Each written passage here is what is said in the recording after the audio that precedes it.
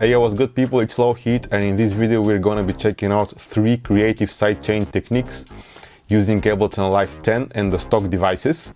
And the 3 devices we're gonna be using are the compressor, of course, the gate, and the auto filter.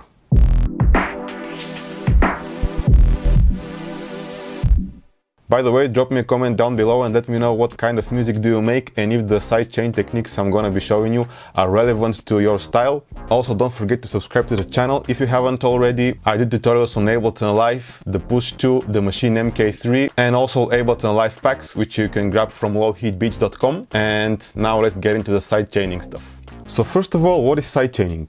It most commonly refers to sidechain compression.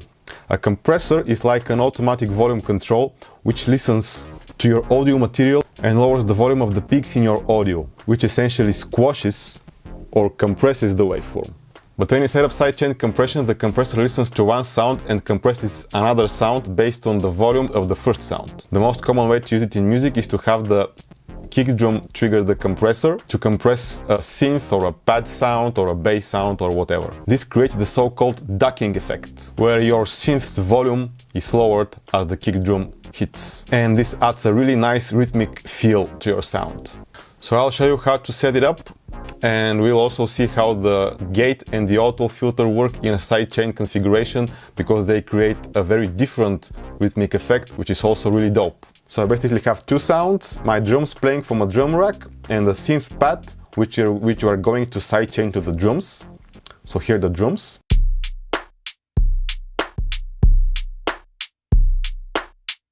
And when I play with the pad,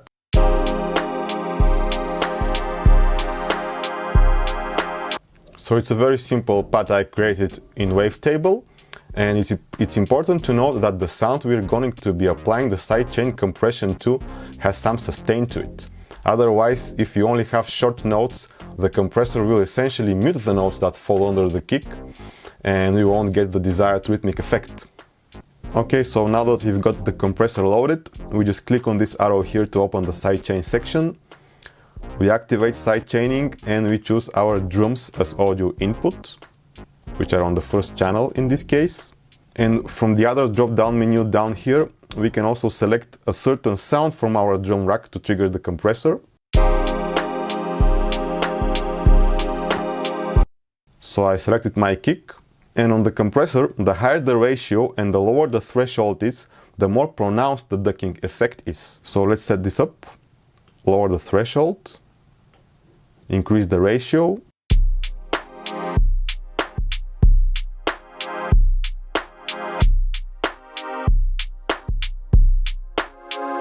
We also have some options to control the groove or the feel of this rhythmic effect by changing the attack and release parameters. Like we can delay the effect by increasing the attack value.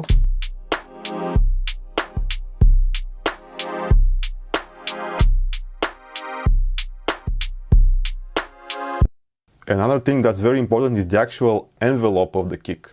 So we go to our drum rack, and on the simpler where the kick is loaded, we can shorten and fade the sample. A shorter sample causes the compressor to stop compressing quicker, and it can change the sound quite a lot. So play around with this to get the desired effect.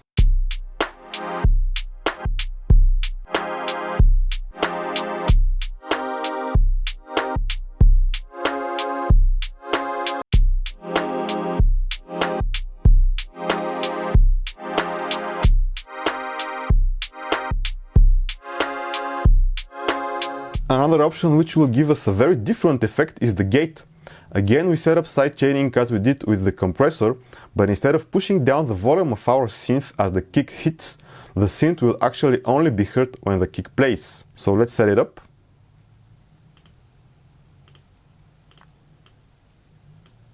It's pretty much the same setup as we did with the compressor. And now as we lower the threshold,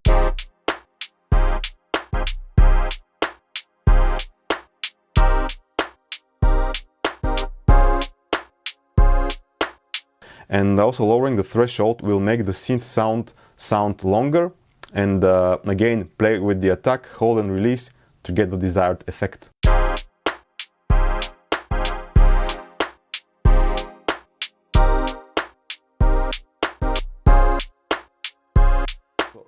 So the last one is the auto filter. It's not a dynamics processor like the compressor or the gate, but setting up sidechaining will cause the filter frequency control to be changed by the envelope curve of the kick. And again, we set it up like we did with the compressor and the gate.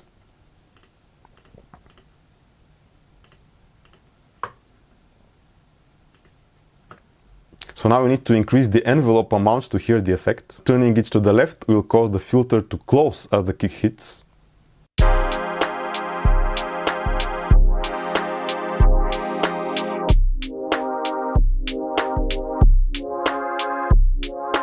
And turning it to the right will cause the filter to open as the kick hits.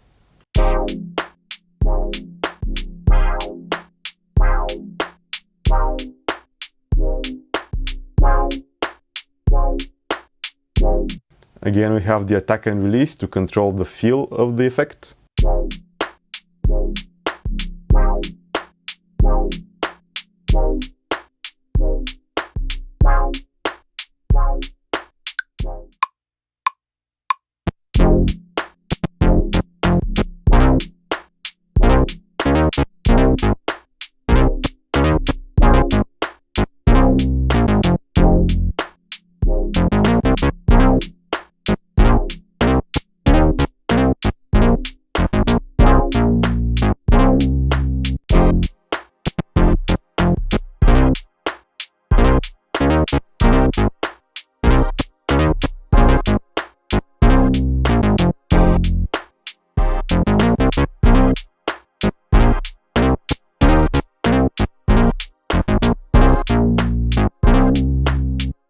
So thank you for watching, guys. Don't forget to check out my Ableton live packs on lowheatbeats.com. Follow me on Instagram and subscribe to the channel for more Ableton live and machine tutorials. Peace!